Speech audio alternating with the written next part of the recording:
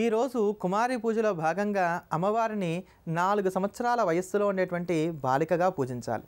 ఇలా 4 సంవత్సరాల వయసులో ఉండేటువంటి బాలికకు కళ్యాణి అని పేరు. కళ్యాణం అంటే సమస్తమైనటువంటి సుగుణములు కలిగినటువంటిది అని అర్థం.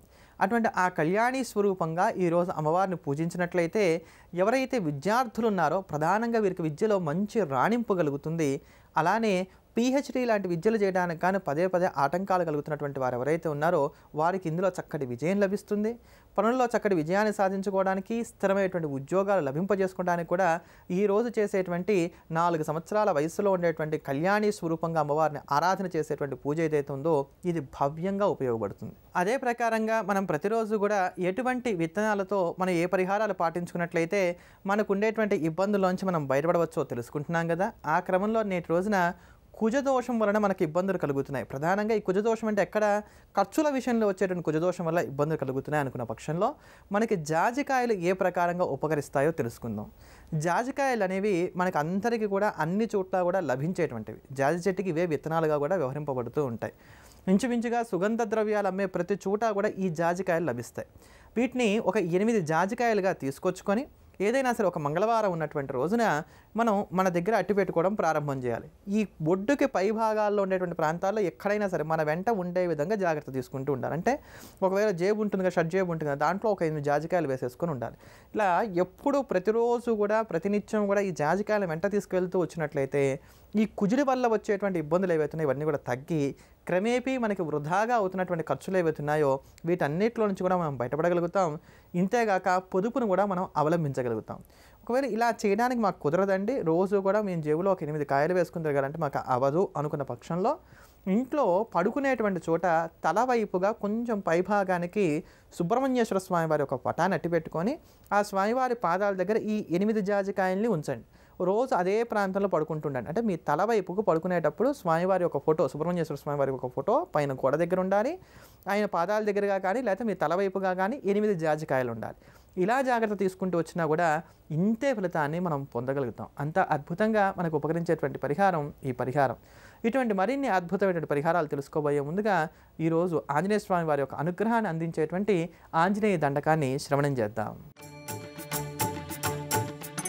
శ్రీయాంజనేయం ప్రసన్నాంజనేయం ప్రభాదివ్యకాయం ప్రకీర్తిప్రదాయం భజే వాయుపుత్రం భజే బాలగాత్రం భజేహం పవిత్రం భజే సూర్యమిత్రం భజే రుద్రరూపం భజే బ్రహ్మదేవం వటంచుం ప్రభాతంబు సాయంత్రమీ నామ సంకీర్తనల్ చేసి నీ రూపు వర్ణించి నీ మీదనే దండకం ఒక్కటించేయనూహించి నీ మూర్తి నింగాంచి నీ సుందరం పెంచి నీ దాసదా సుందరై రామభక్తుండరై నిన్ను నే కొల్చెదన్ని కటాక్షంబునందూచితే వేడుకల్ చేసితే నా మురారించితే నన్ను రక్షించితే అంజనాదేవి గర్భాన్వయాదేవనెంచనేనంత వాడంతయాశాలి వై చూచితే దాతవై ప్రోచితే దగ్గరం పిలిచితే తొల్లి సుగ్రీవునకు మంత్రి వై స్వామి కార్యం. అమ్మ, అలాంటి వాళ్ళది నిజమైన ప్రేమ కాదు, అది వ్యామోహం. ఎగ్జాక్ట్లీ చిన్నత్త, నిజంగా ప్రేమించుకున్న వాళ్ళు అలా చేయరు. ఎంత మనసు విరిగిపోతే కన్న కూతుర్ని పట్టుకొని మా దృష్టిలో చచ్చిపోయా ఉంటుందా తల్లి? అది సరే అమ్మా, తన కూతురుతో తన మాట అనేటప్పుడు ఆమె మాటల్లో వ్యథ, కళ్ళల్లో బాధ గమనించావమ్మా? పెద్దబాబుకు బర్త్డే విషెస్ చెప్పు కూడా వెళ్ళాం కదా. ఊరికే ఎలా కాలిపోతుంది? మంట పెడితేనో పడితేనో తగలబడుతుంది.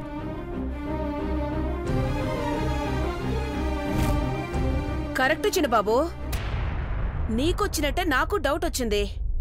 పార్వతే షర్టును తగలబెట్టిందనుకుంటా.